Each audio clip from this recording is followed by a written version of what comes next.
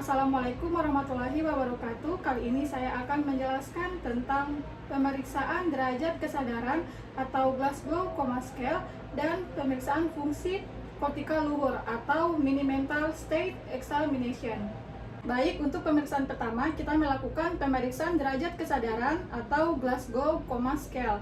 Jadi pemeriksaan ini merupakan fungsi dari untuk menilai derajat kesadaran dengan menggunakan skala koma dari Glasgow. Jadi pemeriksaan ini bertujuan untuk menentukan lesi pada sistem saraf pusat dan untuk menentukan prognosis dari pasien. Adapun parameter yang kita gunakan ada 3, yakni eyes response, verbal response, dan motorik response. Untuk yang pertama eyes response, untuk eye response kita beri nilai 4. Pasien kita beri nilai 4 apabila pasien dapat membuka mata secara spontan. Kemudian kita beri nilai 3 apabila pasien dapat membuka mata setelah kita beri rangsang suara. Kemudian atau rangsang bunyi. Kemudian kita beri nilai 2 apabila pasien dapat membuka mata setelah kita beri rangsang nyeri, yakni pada ujung kuku atau pada supraorbita. Kemudian kita beri nilai 1 apabila pasien tidak dapat menutup mata setelah kita beri rangsang bunyi dan rangsang nyeri. Kemudian verbal response, pasien kita beri nilai 5 apabila pasien dapat menjawab pertanyaan tanpa ada disorientasi. Kemudian kita beri nilai 4 apabila pasien dapat menjawab pertanyaan tetapi terdapat disorientasi. Kemudian pasien kita beri nilai 3 apabila pasien hanya dapat menjawab pertanyaan dengan menggunakan kata-kata tanpa dengan kalimat. Kemudian kita beri nilai 2. Di sini pasien sudah dalam keadaan tidak sadar. Kemudian pasien setelah kita beri rangsang nyeri hanya bisa memberi respon berupa erangan. Kemudian kita beri nilai 1. Di sini pasien sudah tidak sadar, kemudian pasien tidak memiliki respon setelah kita beri rangsang nyeri. Kemudian pemeriksaan yang ketiga yakni motorik respon. Di sini kita beri nilai 6. Pasien kita beri nilai 6 apabila pasien dapat melakukan perintah yang kita berikan. Kemudian pasien kita beri nilai 5 apabila pasien dapat mengangkat tangan hingga ke atas dagu setelah kita beri rangsang nyeri pada supraorbita. Kemudian kita beri nilai 4 apabila pasien setelah kita beri rangsang nyeri ia hanya bisa memberi respon seperti menghindar setelah kita beri rangsang nyeri. Kemudian pasien kita beri nilai 3 apabila setelah kita beri rangsang nyeri respon dari pasien ini yakni berupa dekortikasi atau fleksi abnormal. Kemudian kita beri nilai 2 apabila pasien setelah kita beri rangsang nyeri responnya berupa deselebrasi atau abduksi spontan. Kemudian kita beri nilai 1 apabila pasien sudah setelah kita beri rangsang nyeri tidak ada respon sama sekali. Baik, itulah parameter yang kita gunakan. Jadi total skala dari pemeriksaan ini yakni 30. Baik, selanjutnya pemeriksaan fungsi kortika luhur atau Mini Mental Scale Examination. Jadi pemeriksaan ini bertujuan untuk memperkuat deteksi yang ada kelainan di otak dengan terutama pada fungsi kognitif. Jadi yang pertama kita melakukan penilaian pada penilaian orientasi.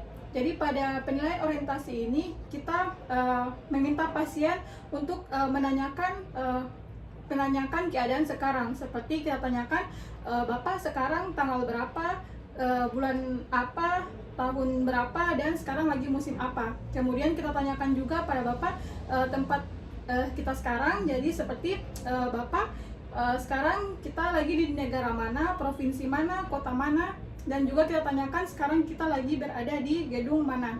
Kemudian yang kedua kita melakukan penilaian registrasi. Jadi pada registrasi ini kita memberikan 3 kata pada pasien, kemudian kita meminta pasien untuk mengulanginya. Contohnya seperti Bapak saya akan memberikan 3 kata, jadi diulangi ya. Contohnya seperti HP, laptop, dan pulpen. Kemudian kita minta Bapak atau pasien untuk mengulangi 3 kata tersebut. Kemudian yang ketiga kita lakukan pemeriksaan atensi dan atensi dan kalkulasi. Jadi atensi dan kalkulasi ini seperti hitung-hitungan sederhana. Contohnya seperti kita memberikan hitung-hitungan sederhana, kemudian kita ulangi hingga mendapatkan hasil dari 5 kali hingga 5 kali dari perhitungan tersebut. Contohnya seperti Bapak 100 kurang 9 berapa?